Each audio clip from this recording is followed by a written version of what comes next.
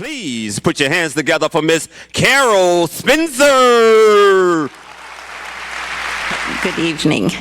One night in 1955, I was in the ritzy penthouse apartment of Helena Rubinstein, the cosmetic entrepreneur who lived in this fabulous apartment on Fifth Avenue. I had just won a coveted seat as a fashion designer editor, as a fashion editor in the Mademoiselle magazine College Board contest. How I won over 37,000 applicants, I'll never know. But I was there and I wondered, could I make it in New York City? It all began back in Minneapolis in 1950, 5 months after I had graduated from high school, when I said no to my fiancé, when he told me that his parents wanted me to continue working to support him through medical school. I was nothing.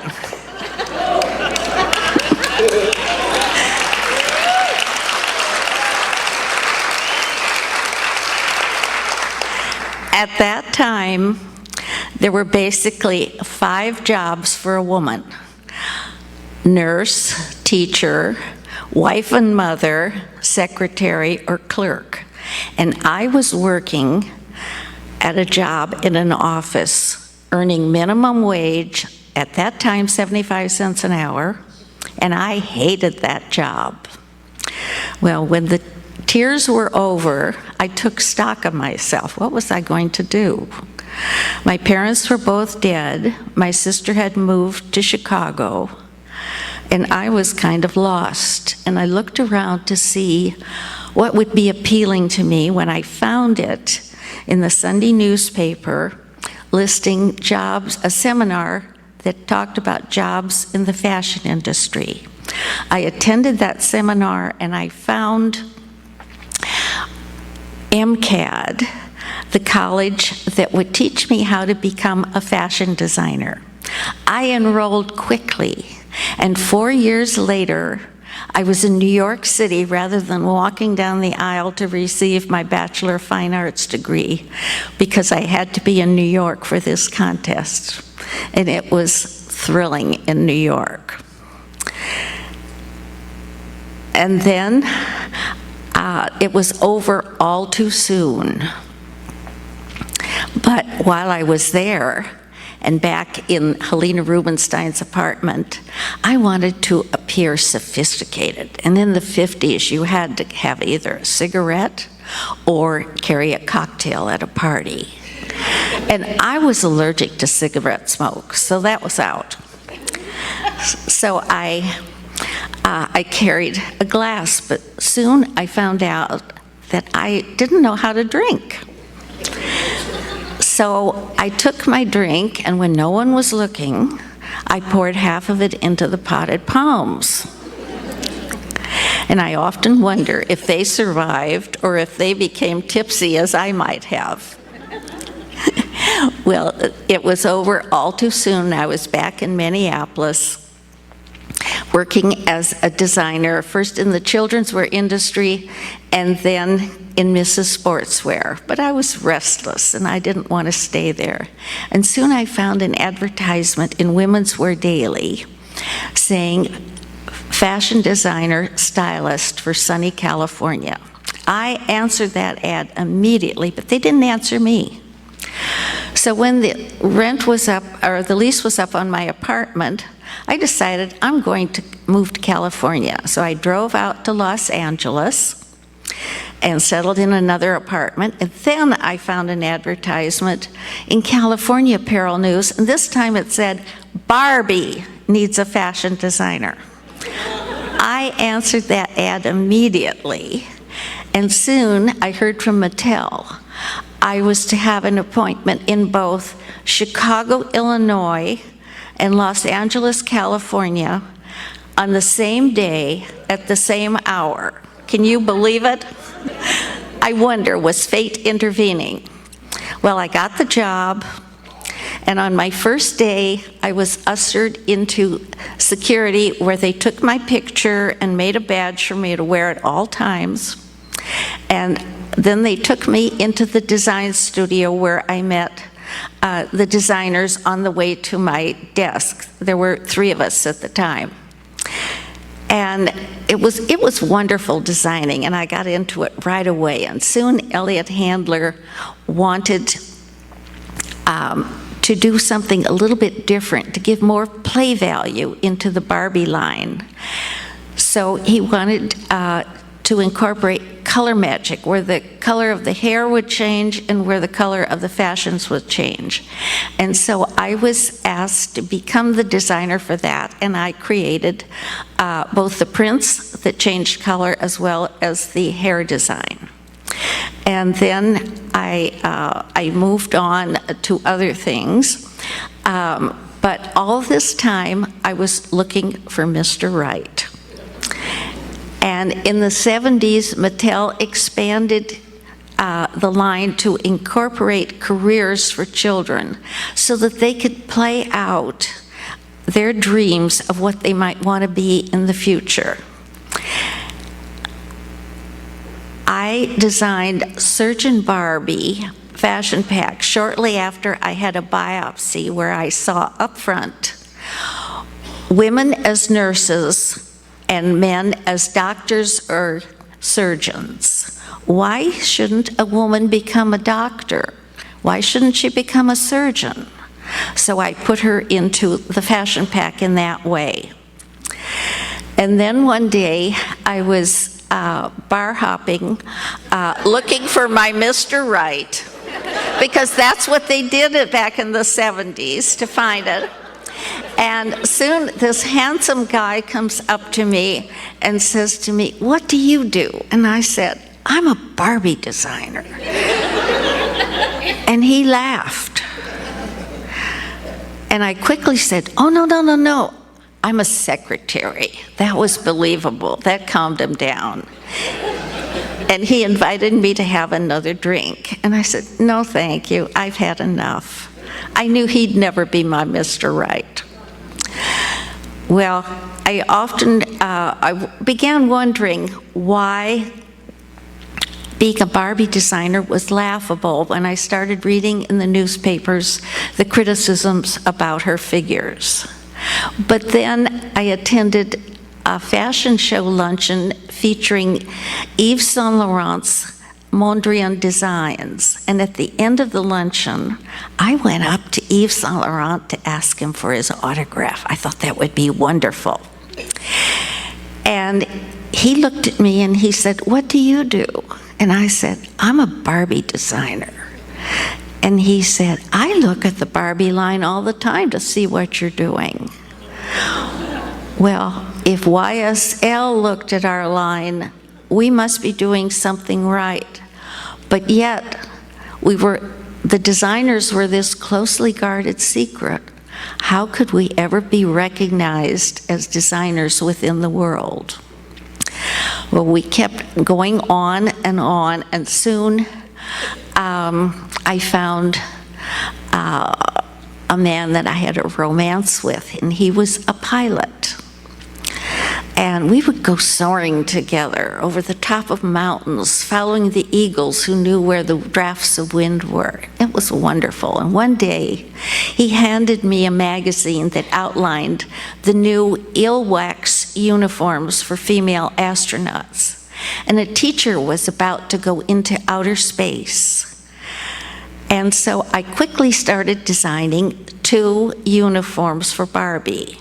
One, the new eel-wax uniform, and the other, a fantasy astronaut uniform in pink and silver, with gigantic sleeves and padded shoulders and a high neck and a tiny waist. And she had knee-high boots that went with either knickers or with a mini skirt with silver pantyhose. Well, we learned in child tests that children were fearful of outer space. So my fantasy astronaut made the line. And it was launched at Toy Fair very quietly, just days following the tragedy of the Challenger. And it took a long time, almost 10 years, before we put another astronaut, Barbie, in the line.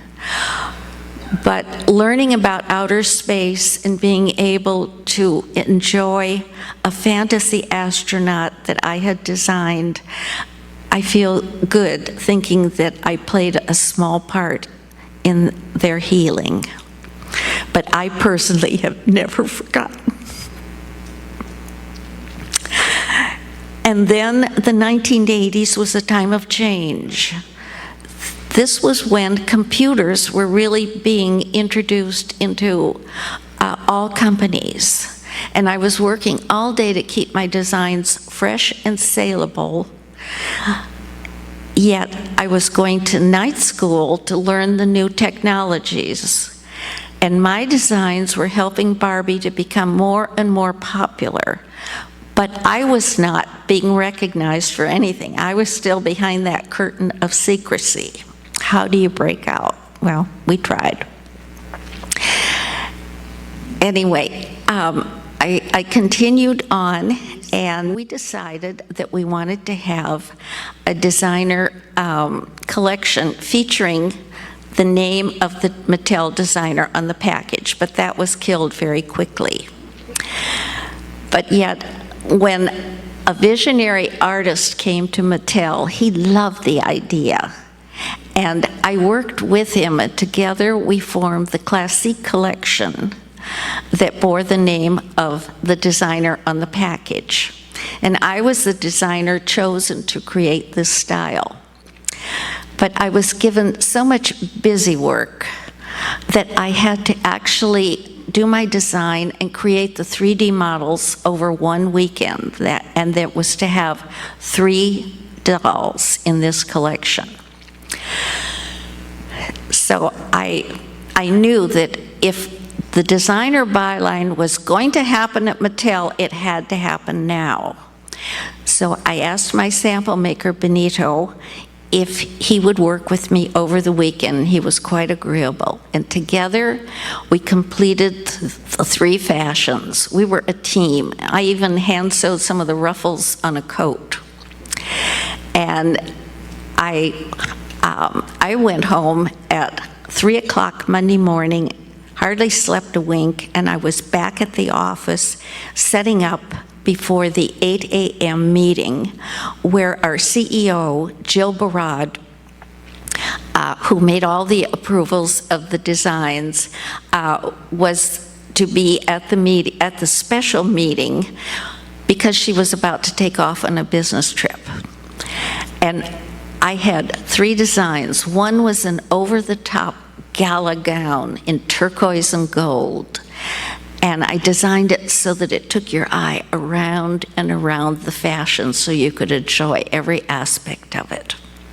And the second one was a silver dress for ingenue Barbie to wear as she went up to receive her Academy Award. What else?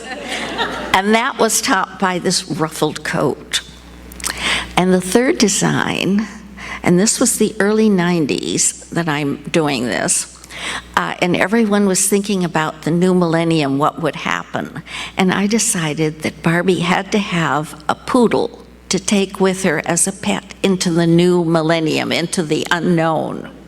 And so I made it out of pompons and pipe cleaners.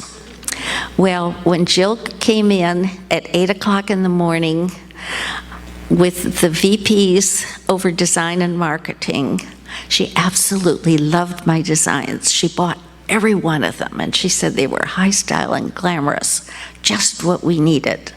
So the next step was for marketing to plan the launch. And they had a special meeting that I was at. And because the designs were already approved, the only thing they could pick on was my name, Carol Spencer. It was too plain. I should change my name to a different name to a foreign name that had flair, that had a twist to it, so that they could have something that would really be saleable. And they kept commenting and commenting and commenting. And at the end of the meeting, I felt as if I was skinned alive. Well, I stood my ground and I said to them in a very small voice, "Do not do the doll if you do not use my name. It is Carol Spencer." I didn't know for months if the designs would be in the line or not. And then one day, packaging came to me with releases for me to sign so that my name could be on the package.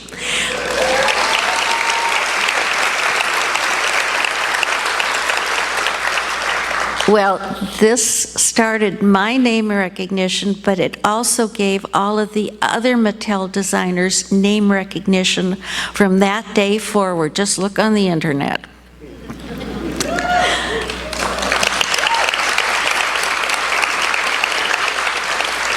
And I'm thrilled that I was able to work at Mattel and design for Barbie, doing so many things to encourage women forward. My great shape Barbie doll made it into the Toy Story movies. And my 1990s Totally Hair Barbie still holds the record for being the best-selling Barbie of all time.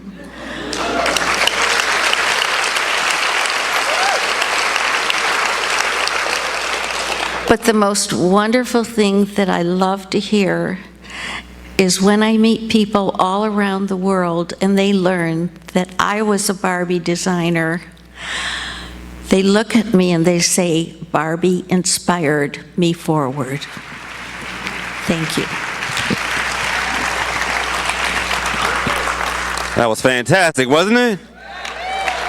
She designed your whole childhood.